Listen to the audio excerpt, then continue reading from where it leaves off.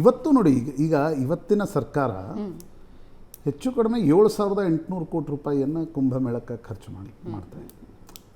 ಮತ್ತು ಇದೊಂದು ರೀತಿ ಅದರಲ್ಲಿ ಅರ್ಥಶಾಸ್ತ್ರವೂ ಕೂಡ ಇದೆ. ಯಾಕಂದರೆ 45 ಕೋಟಿ ಜನ ಬರ್ತಿದ್ದಾರೆ. ಅವ್ರ ವ್ಯವಸ್ಥೆ, ನೀವು ಆ ವ್ಯವಸ್ಥೆಯ ಅಗಾಧತೆಯನ್ನು ಒಂದು ಸಲ ಕಲ್ಪನೆ ಮಾಡಿಕೊಂಡ್ರೆ, ಯಾಕಂದ್ರೆ 45 ಕೋಟಿ ಜನ 2 ಹೊತ್ತು ಊಟ ಮಾಡಿದರೂ ನೀವು ಹೆಚ್ಚು ಕಡಿಮೆ 90 ಕೋಟಿ ಊಟ ತಯಾರು ಮಾಡಬೇಕು. ಅದೆಲ್ಲ ವ್ಯವಸ್ಥೆ ಇರೋ ತಿರುಪತಿಯಲ್ಲೇ ಮೊನ್ನೆ ಕಾಲು ತುಳಿತ ಆಗ್ಬಿಡ್ತು. 4,000 ಜನ ಹ್ಯಾಂಡ್ಲ್ ಮಾಡೋಕ್ಕಾಗಲಿಲ್ಲ. ಕೋಟ್ಯಾಂತರ ಜನ ಸೇರ್ತಾರೆ. ಹಾಂ, ನೀವು ಅಂದರೆ ಈಗ ಒಂದು ನೋಡಿ, ನಾನು ಹಾಗೆ ಗಮನಿಸ್ತಾ ಇದ್ದೆ ಕುಂಭಮೇಳದ ವೆಬ್ಸೈಟನ್ನು. 10,000 ಸಂಸ್ಥೆಗಳು ಕೆಲಸ ಮಾಡ್ತವೆ. 10,000 ಸಂಸ್ಥೆಗಳು ಕೆಲಸ ಮಾಡ್ತವೆ.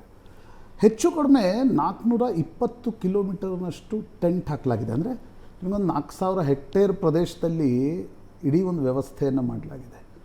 ಬಂದವ್ರಿಗೆ ಅಕಾಮಿಡೇಷನ್ ಕೊಡಬೇಕು, ಅವ್ರಿಗೆ ಊಟದ ವ್ಯವಸ್ಥೆ ಮಾಡಬೇಕು, ಸ್ನಾನದ ಘಾಟ್ಗಳಲ್ಲಿ ಸುರಕ್ಷೆಯ ವ್ಯವಸ್ಥೆ ಮಾಡಬೇಕು, ಶೌಚದ ವ್ಯವಸ್ಥೆ ಆಗಬೇಕು. ಅಷ್ಟು ದೊಡ್ಡ ಜನಸಾಗರ ಸೇರ್ತಾ ಇರತಕ್ಕಂಥ ಸಂದರ್ಭದಲ್ಲಿ ಅದರ ಜೊತೆ ಗಂಗೆಯ ಪಾವಿತ್ರ್ಯತೆಯನ್ನು ಕೂಡ ಕಾಪಾಡ್ಕೊಳ್ಬೇಕು. ಇಟ್ಸ್ ನಾಟ್ ದ್ಯಾಟ್ ಇಲ್ಲ ಬಂದರು ಸ್ನಾನ ಮಾಡಿದ್ರು ಹೋಗ್ಬಿಟ್ರು. ಈ ಬಾರಿ ಯೋಗಿ ಆದಿತ್ಯನಾಥ್ ಕಳೆದ 1 ವರ್ಷದಲ್ಲಿ ಸುಮಾರು 10ರಿಂದ 12 ಬಾರಿ ತಾನೇ ಪ್ರಯಾಗಕ್ಕೆ ಭೇಟಿ ಕೊಟ್ಟು ಈ ಇಡೀ ಕುಂಭಮೇಳದ ವ್ಯವಸ್ಥೆಯ ಜವಾಬ್ದಾರಿಯನ್ನು ಅವರು CEO ರೀತಿಯಲ್ಲಿ ನಿರ್ವಹಿಸ್ತಾ ಇದ್ದಾರೆ. ಪ್ರಯಾಗ್ರಾಜ್ಗೆ ಒಂದು ಸಪ್ರೇಟ್ ಡಿಸ್ಟ್ರಿಕ್ಟ್ ಕಲೆಕ್ಟರನ್ನು ಕೊಟ್ಟರು.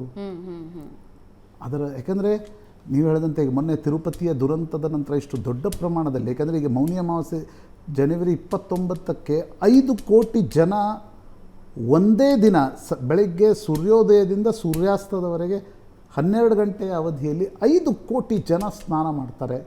ಹೌದು ಅಂತಕ್ಕಂಥ ಒಂದು ಅದಕ್ಕೆ ಆ ವ್ಯವಸ್ಥೆ, ಅದಕ್ಕೊಂದು ಡಿಜಿಟಲೈಸೇಷನ್. ನೀವಾಗಲೇ ಹೇಳ್ತಾ ಇದ್ರಿ, ಕುಂಭ ಅಂದರೆ ಅದು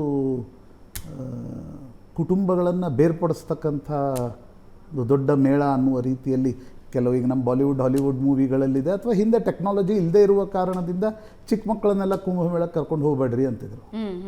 ಯಾಕಂದರೆ ಹಾಗೆ ಕಾಶಿಗೆ ಹೋಗೋರು ವೃದ್ಧರು, ಹಾಗಾಗಿ ಕಾಶಿ ಮತ್ತು ಪ್ರಯಾಗ್ ಗಯಾ ಇವೆಲ್ಲವೂ ಕೂಡ ದೊಡ್ಡವರಷ್ಟೇ ಹೋಗಬೇಕು ಅಂತಕ್ಕಂಥ ಪ್ರತೀತಿ. ಬಟ್ ಟೆಕ್ನಾಲಜಿಕಲ್ ಇಂಟರ್ವೆನ್ಷನ್ ಆಗಿದೆ, ಮೊಬೈಲ್ಗಳು ಬಂದಿವೆ, ಡಿಜಿಟಲ್ ಆಗಿರ್ತಕ್ಕಂಥ ಒಂದು ವ್ಯವಸ್ಥೆ ಇದೆ. ಆದರೂ ನೋಡಿ, ಅಂದರೆ ನಾವು ಮೇನ್ ಸ್ಟ್ರೀಮ್ ಮೀಡಿಯಾಗಳು ಕುಂಭ ಅಂದ ತಕ್ಷಣ ನಾಗಾ ಸಾಧುಗಳು ಇದನ್ನಷ್ಟೇ ಕವರ್ ಮಾಡ್ತೀವಿ ಜಾಸ್ತಿ, ಹಠಯೋಗಿಗಳು, ಯಾಕಂದರೆ ಜನರಿಗೆ ಅದೊಂದು ವಿಜುವಲ್ ಇಷ್ಟ ಆಗುತ್ತೆ ಅಂತ. ಬಟ್ ಕುಂಭದಲ್ಲಿ ನೋಡಿ, ನಾನು ಹರಿದ್ವಾರಕ್ಕೆ ಹೋದಾಗ ನೋಡ್ತಿದ್ದೆ, ಇಷ್ಟು ದೊಡ್ಡ ಪ್ರಮಾಣದಲ್ಲಿ ಭವನ ದಾನ ಧರ್ಮ ನಡೆಯುತ್ತೆ. ಇಮ್ಯಾಜಿನ್ 90 ಕೋಟಿ ಊಟವನ್ನು ಸರ್ಕಾರ ಕೊಡ್ಲಿಕ್ಕೆ ಸಾಧ್ಯ ಆಗುತ್ತೆ. ನೀವು ವೈಷ್ಣೋದೇವಿ ಯಾವತ್ತಾದ್ರೂ ಹೋಗಿದ್ರೆ, ವೈಷ್ಣೋದೇವಿ ಅಲ್ಲಿ ಸತತವಾಗಿ 24 ಗಂಟೆ ಲಂಗರ್ ಹಾಕಿರ್ತಾರೆ. ಅದೇ ರೀತಿ ಪ್ರಯಾಗ್ನಲ್ಲಿ ನಿಮಗೆ ರಾಜಸ್ಥಾನ್, ಗುಜರಾತ್, ಕರ್ನಾಟಕ, ಮಹಾರಾಷ್ಟ್ರದಿಂದ ಜನ ಹೋಗಿ ದಿನಕ್ಕೆಷ್ಟು ಊಟ, ಬಂದವ್ರಿಗೆಲ್ಲ ಊಟ ಕೊಡೋದು, ಅದೊಂದು ಸೇವಾ ಆ್ಯಕ್ಟಿವಿಟೀಸ್ ಆಗಿ ಮಾಡ್ತಾರೆ. ಬಂಗಾರದಿಂದ ಹಿಡಿದಂದರೆ ನಿಮಗೆ ಸುವರ್ಣ ದಾನದ ಬಗ್ಗೆ ಏನು ಹೇಳಲಾಗುತ್ತೆ, ಅಲ್ಲಿವರೆಗೆ ಜನ ದಾನ ಮಾಡಿ ಬರ್ತಾರೆ ಹೋಗಿ. ಅತಿ ದೊಡ್ಡ ಪ್ರಮಾಣದಲ್ಲಿ ದಾನ ಧರ್ಮ. ಹರ್ಷವರ್ಧನನ ಒಂದು ಉಲ್ಲೇಖನೂ ಇದೆ.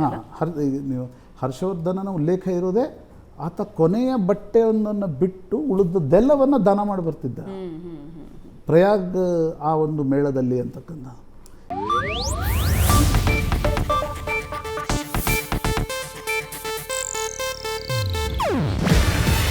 ಇದು ಏಷ್ಯಾನೆಟ್ ನ್ಯೂಸ್ ನೆಟ್ವರ್ಕ್ ಪ್ರಸ್ತುತಿ. ನೀವು ನೋಡ್ತಿದ್ದೀರಾ ಏಷ್ಯಾನೆಟ್ ಸುವರ್ಣ ನ್ಯೂಸ್.